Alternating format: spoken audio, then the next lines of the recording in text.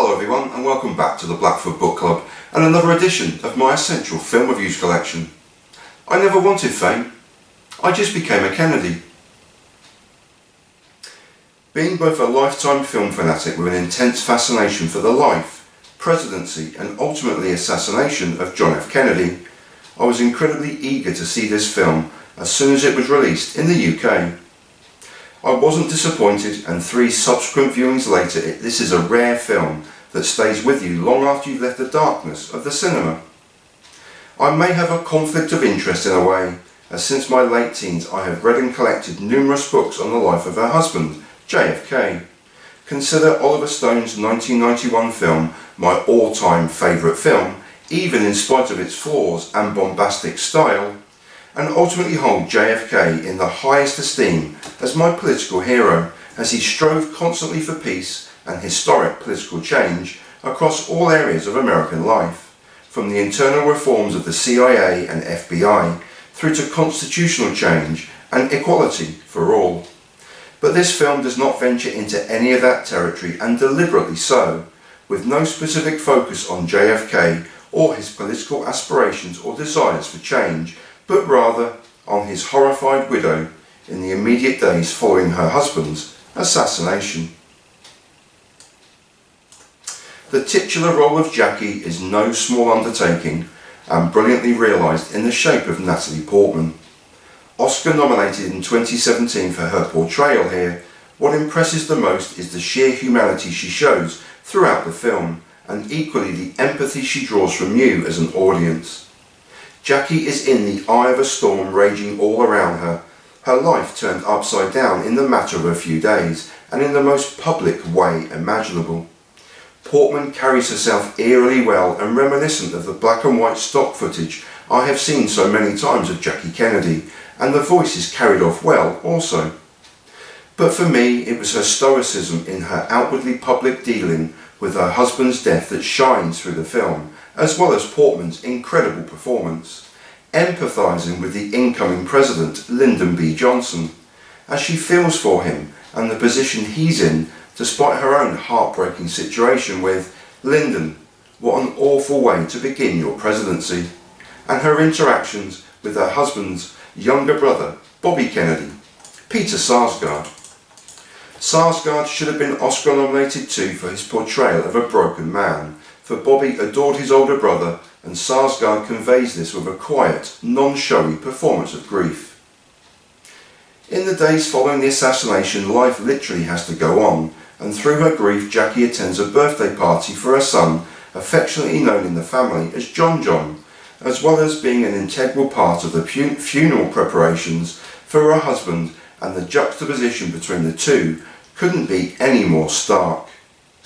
Major political figures and members in the lives of the Kennedys feature, with superb cameo performances from Greta Gerwig as Jackie's closest White House friend and confidant, Nancy Tuckerman, Richard E. Grant as White House interior decorator Bill Walton, Beth Grant as Lady Bird Johnson, and Casper Philipson as President John F. Kennedy. It is to incoming new First Lady, Lady Johnson, to whom Jackie delivers her immortal line that is carried into history as she refuses to change from her blood-splattered pink dress with the heartbreaking, "Let them see what they've done." The cornerstone of the film is a reenactment of an interview with Theodore White from Time magazine a week after the assassination. White, here named simply as the journalist, Billy Crudup, is in the unenviable position of conducting an interview with a broken and devastated woman, with Crudup portraying the difficulty of the situation very well, with awkward glances, wry smiles and compassionate yet probing questions. Jackie is forthcoming and blunt with her assessments, with her loyalty resting with her husband, the truth and, repeatedly, the American people.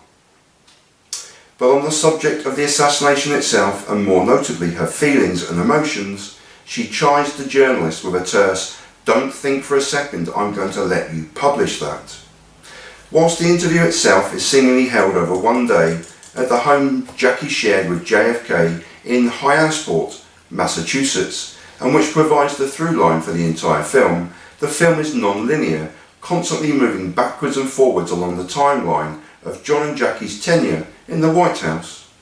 Stock TV footage of the day is also employed, and often subtly so, but interweaved into the narrative is Jackie's famous tour of the White House in 1961, as she wanted to show the American people the changes being made, and importantly perhaps, the actual inside of America's most famous building for the first time. This is completed both through stock footage of the day, but also via another reenactment both in front of and from behind the camera, capturing a shy and somewhat unsure of herself, and that of her role, First Lady, early in her husband's presidency. Stock footage is also used of the days following the assassination. However, the film really focuses on Jackie herself, alone in the White House, struggling to come to grips with her grief and loss, and surrounded by the memories of her husband.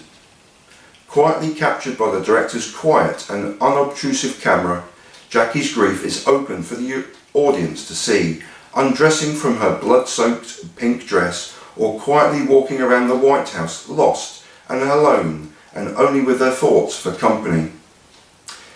Fearing of her own thoughts, Jackie seeks solace and guidance from the priest, with John Hurt providing an empathetic, if pragmatic, Irish priest in his final role before his sad death in January 2017.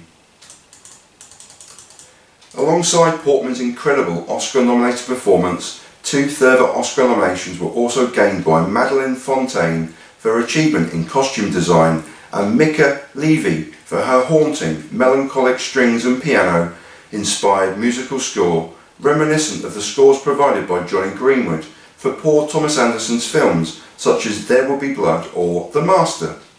Jackie is such an incredible film, and one that, given the chance, will remain with you long after you've left the cinema. Despite its obvious melancholic air, I cannot recommend it highly enough.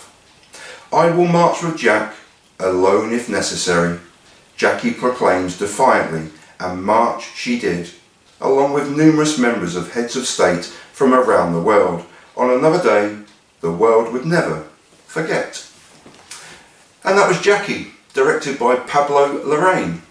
And this is Stephen Blackford, reading and writing, or trying to read, my own writing, my own pointless, but spoiler-free, film reviews, since 2012. And I leave you in peace, and in solidarity, and I thank you so much for watching.